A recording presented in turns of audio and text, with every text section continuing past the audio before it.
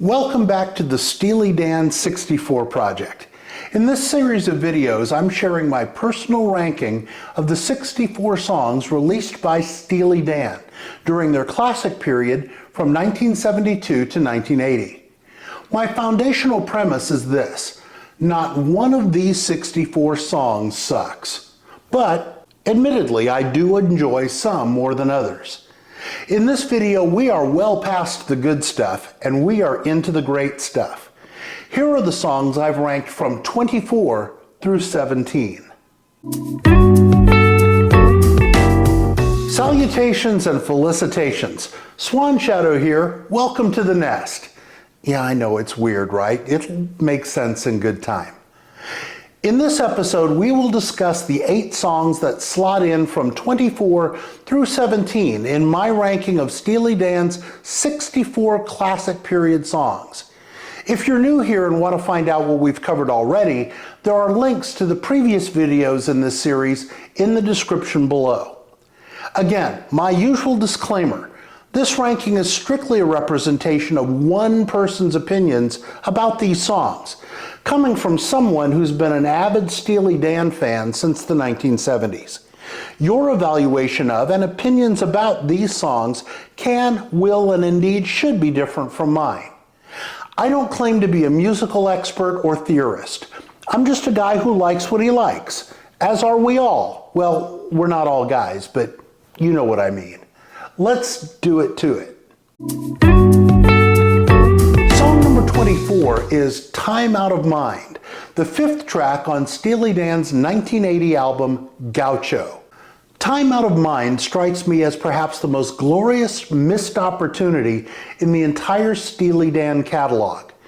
To play lead guitar on this track, Walter Becker and Donald Fagen brought in Dire Straits' Mark Knopfler, fresh off the radio ubiquitous mega hit Sultans of Swing. Because if it's the late 70s and you can get Mark Knopfler to play on your record, you get him, right? Well, they recorded endless takes of Knopfler's 6-string stylings. Then in the final release, they buried Knopfler's guitar so far down in the mix, you can barely hear him play. Seriously, there are only a handful of guitarists in the entire rock universe whose technique is as distinctive and immediately recognizable as Mark Knopfler's. And yet, I'll bet there are some of you who've heard this track dozens of times and didn't realize he played on it. That this tune remains a magnificent little slice of pop jazz heaven, despite what I just said, is phenomenal. For what it's worth, Michael McDonald, who makes everything better, is criminally underused here too. Still takes it to number 24 though. Song number 23 is Midnight Cruiser, the 4th track on Steely Dan's 1972 debut album, Can't Buy a Thrill. This one stands out in the canon in part because of the lead vocal by Jim Hodder, Steely Dan's founding drummer. It's not clear to me why Fagen handed the singing chores to Hodder rather than to David Palmer, who at the time was in the band specifically as a vocalist. For that matter, it's unclear why Fagen didn't sing the song himself, given that Hodder's voice is not all that distinct from Fagen's own. It would be easy to hear the song just casually and not tumble to the fact that it isn't Fagen singing. That said, Hodder's bitter nasal delivery fills the bill, and the song itself percolates right along. This was actually my favorite number on the entire debut album when I first bought it on vinyl way back when. 4+ decades later, on any given day, it might still be my favorite on that album. Unless it's this one. Song number 22 is Do It Again, the opening track on the 1972 debut album, Can't Buy a Thrill.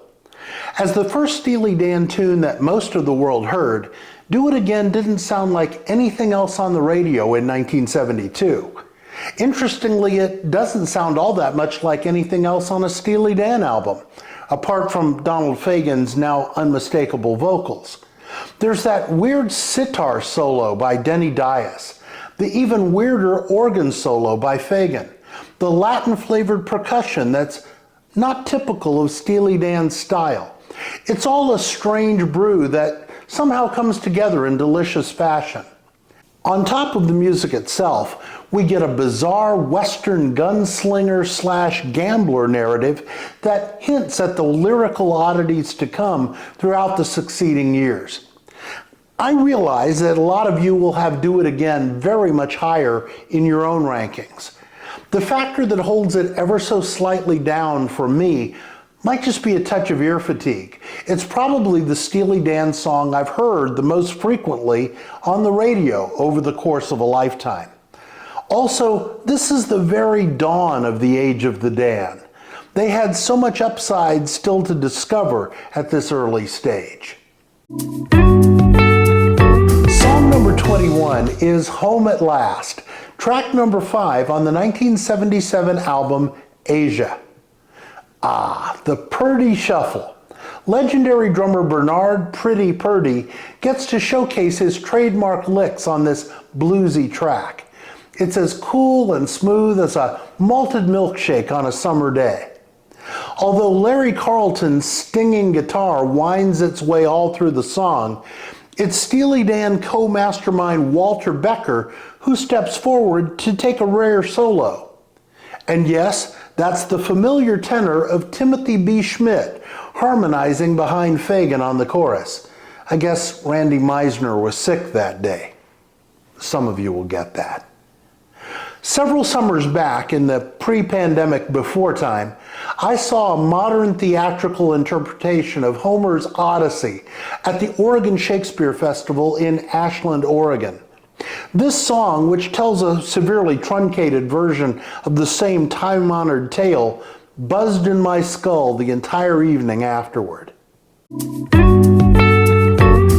us into the top 20 is Haitian Divorce, the 7th track on the 1976 album The Royal Scam. I'll confess, I'm a sucker for talkbox guitar. Thank you, Joe Walsh, for getting me hooked. Haitian Divorce is built around what might be the most unusual talkbox guitar riff ever recorded.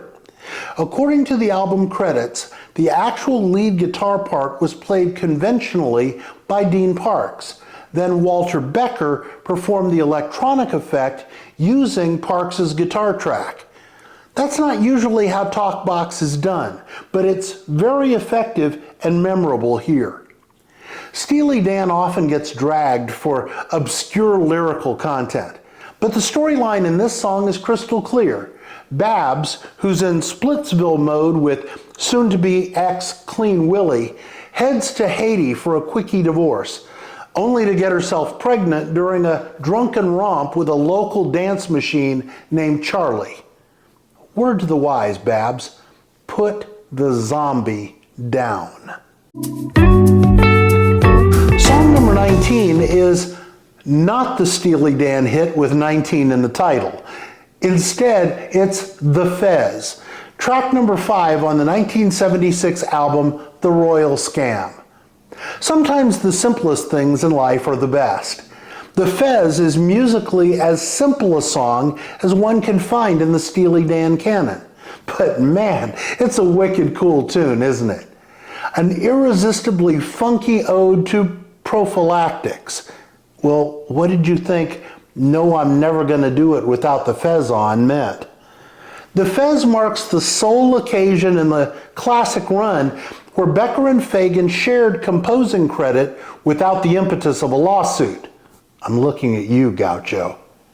Pianist extraordinaire Paul Griffin gets the complimentary byline here. True confession, to my admittedly inexpert ear, the intros to The Fez and the later FM sound remarkably similar. The Fez is in a lower key and a beat slower, but still they have a lot in common. Despite the fact that I've listened to each of these songs literally hundreds of times, I sometimes mistake one for the other right at the very beginning. Song number 18 is Bad Sneakers, the 2nd track on the 1975 album Katy Lied. When I say, and you'll notice that I say it quite a bit when discussing Steely Dan, that Michael McDonald makes everything better, Bad Sneakers is one of the songs that proves me correct. This is the tune that unleashed the golden vocal tones of the bearded one on an unsuspecting world, and popular music would never be the same again. Try to think of another backup singer who can completely launch a song into the stratosphere just by singing a well-placed line or two. Now, I'm not talking about a stunt guest appearance by a recognizable existing superstar. Sting's I Want My MTV on Dire Straits' Money for Nothing, or Michael Jackson's sneaky chorus on Rockwell's Somebody's Watching Me, to cite a pair of famous examples.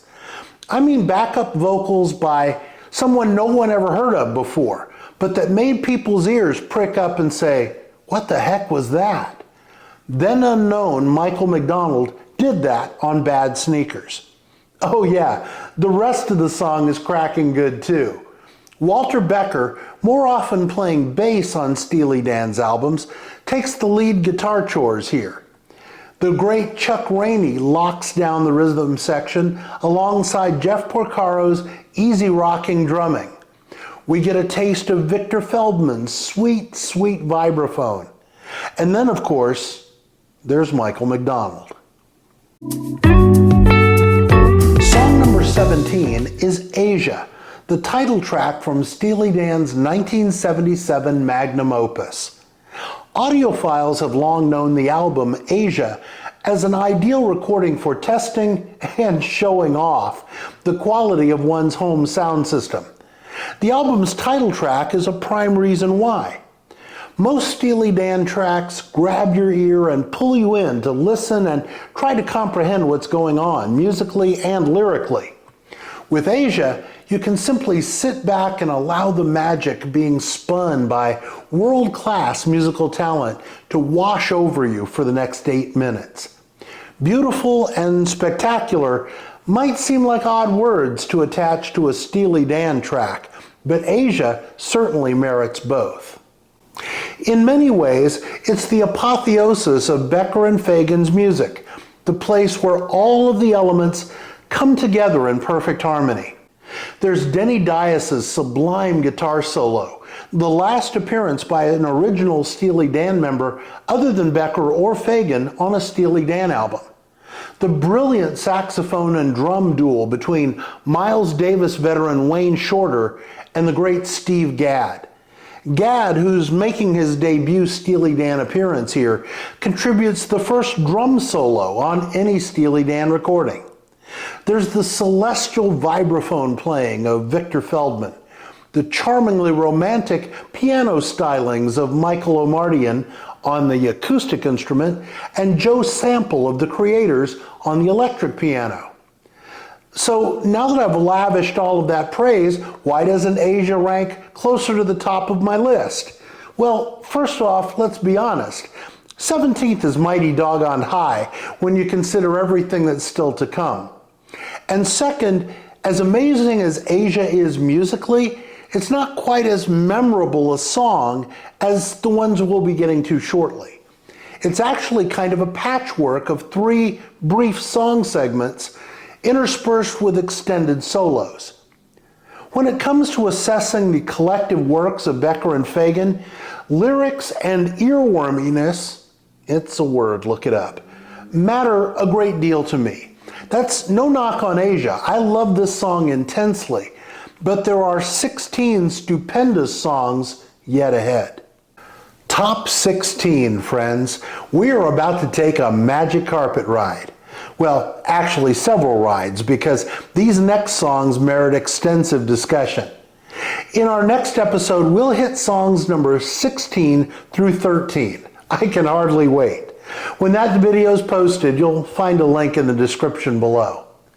While you're hanging out, please take a second to tap the thumbs up, to like this video, and what the heck, you might as well subscribe to this channel and punch the notification bell.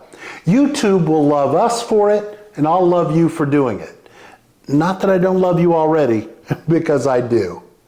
Until next time, be well, stay steely, and hey, is there gas in the car? Yes, there's gas in the car.